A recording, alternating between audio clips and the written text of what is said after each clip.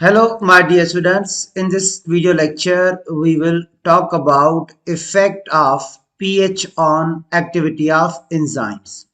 This topic is from your first year biology book, chapter number 2, Enzymes Synth Text Board.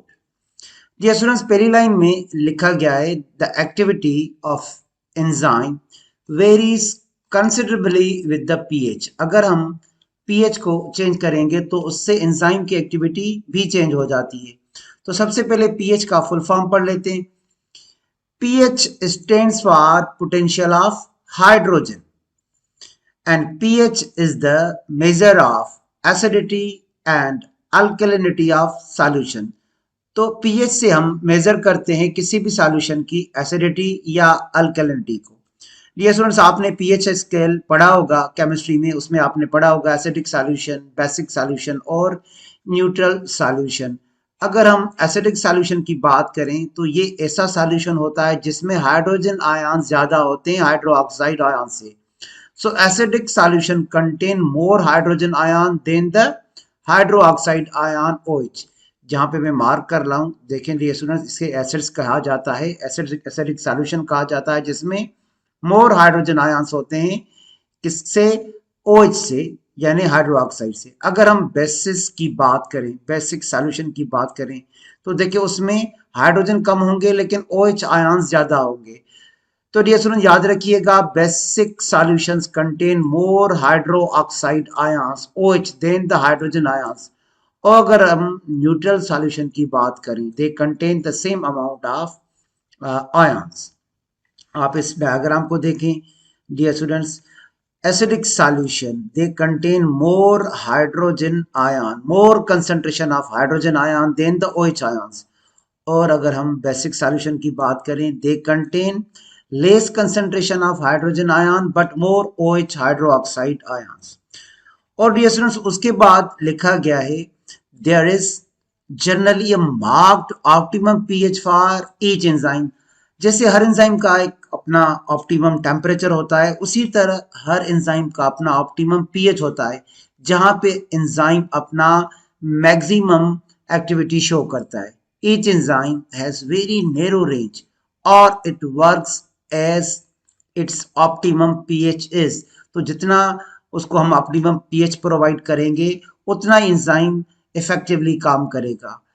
The pH has marked effect on the charges of amino acids। Dear students, active site में, enzyme के active site में amino acids होते हैं, positively charge amino acids भी होते हैं और negatively charge amino acid भी होते हैं। अगर हम pH को चेंज कर देंगे तो फिर अमीनो एसिड के चार्जेस भी जो हैं वो चेंज हो जाते हैं और ये चार्जेस बहुत इंपॉर्टेंट होते हैं किसी भी एंजाइम का टर्शरी या क्वाटरनरी स्ट्रक्चर मेंटेन करने में। तो एंजाइम अपना टर्शरी या क्वाटरनरी स्ट्रक्चर लूज कर देगा और उसकी वजह से एंजाइम का जो एक्टिव साइट है वो डीनेचर हो जाएगा। और उसके बाद लिखा गया little changes in pH causes ionisation of amino acid. अगर हम pH का थोड़ा भी चेंज कर देते हैं तो अमीनो एसिड आयोनाइज हो जाएंगे और वो जो एंजाइम है जिसके अमीनो एसिड आयोनाइज हो जाते हैं, इट बिकम इनएक्टिव टेम्पररी। तो अब देखें ionisation, changes in pH can make and break intra and intermolecular bond changing the shape of enzyme. तो देखें डियर स्टूडेंट्स, एंजाइम में अमीनो एसिड्स होते हैं, अमीनो एसिड्स के R ग्रुप होते हैं, तो वो दूसरे अमीनो एसिड से सेम मॉलिक्यूल में हाइड्रोजन आयंस बना लेते हैं, तो ये बॉन्ड ब्रेक हो जाते हैं जिससे एंजाइम का शेप चेंज होता है। 7 out of 20 amino acids contain radially ionisable side chains. तो अमीनो एसिड्स के पास साइड चेन्स होते हैं जिन्हें हम R ग्रुप कहते हैं।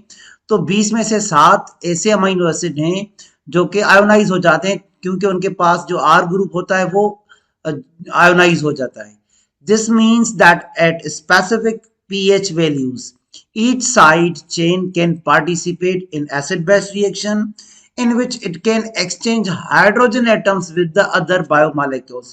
तो जो अमीनो एसिड्स के R ग्रुप होते हैं तो वो हाइड्रोजन एटम्स को एक्सचेंज कर देते हैं जिसकी वजह से इंट्रामॉलिक्यूलर बॉन्ड या फिर इंटरमॉलिक्यूलर बॉन्ड ब्रेक हो जाता है और एंजाइम का एक्टिव साइट का शेप खराब हो जाता है।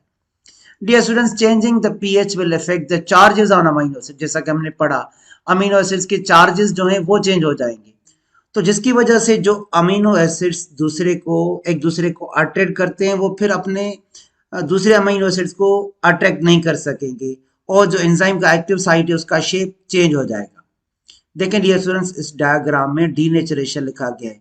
यहाँ पे आप अगर देखें तो एंजाइम का जो एक्टिव साइट है वो नॉर्मल है, और यहाँ पे वो डीनेचर हो चुका है, तो इसमें पीएच का भी इफेक्ट हो सकता है और हीट का भी। When the shape of an active site changes as a result of bonds within the enzymes are breaking, this can be caused by extreme temperature or extreme changes in the pH। तो दोनों का effect होता है, pH और temperature का, active site के denature करने में। उसके बाद ये स्टूडेंट्स, हमारे टेक्स्ट बुक में कुछ ऑप्टिमम pH वैल्यूज दिए गए हैं एंजाइम्स के। सबसे पहले ह्यूमन एंजाइम्स के बारे में लिखा गया है, majority of human enzymes work in the range of 7 to 8 pH, मगर कुछ एक्सेप्शंस होते हैं। with few exceptions like gastric enzyme secreted by some cells of the stomach, that is pepsin। Pepsin proteolytic enzyme है, हमारे stomach में काम करता है। Pepsin works at highly acidic conditions, that is its optimum pH is 1.4। देखिए dear students, optimum pH होगा pepsin का 1.4, तो यहाँ पे ये सबसे ज्यादा एक्टिविटी शो करेगा 1.4 पे pepsin. But it can also works in the range of 1.5 to 2.5। और उसके बाद लिखा गया है, on the other hand amylase, pancreatic amylase, जो कि स्मॉल इंटेस्टाइन में सीक्रेट होता है, is release from pancreas into small intestine, work highly at alkaline pH 8.5। तो ये है पेनक्रियाटिक अमाइलेज, तो ये मैक्सिमम अपनी एक्टिविटी शो करेगा 8.5 पीएच पे बेसिक सॉल्यूशन में। तो डियर स्टूडेंट्स, हर एंजाइम का एक ऑप्टिमम पीएच होता है जहां पे वो अपना बेस्ट काम करता है, मैक्सिमम एक्टिविटी शो करता है। अगर हम पीएच को चेंज करेंगे तो फिर उसके बाद एक्टिविटी एंजाइम की डिक्रीज हो जाती है, इंट्रा और इंटरमॉलिक्यूलर बॉन्ड ब्रेक हो जाते हैं और एंजाइम अपना स्ट्रक्चर लूज कर देता है। This is the effect of pH on the activity of enzymes. Thank you dear students.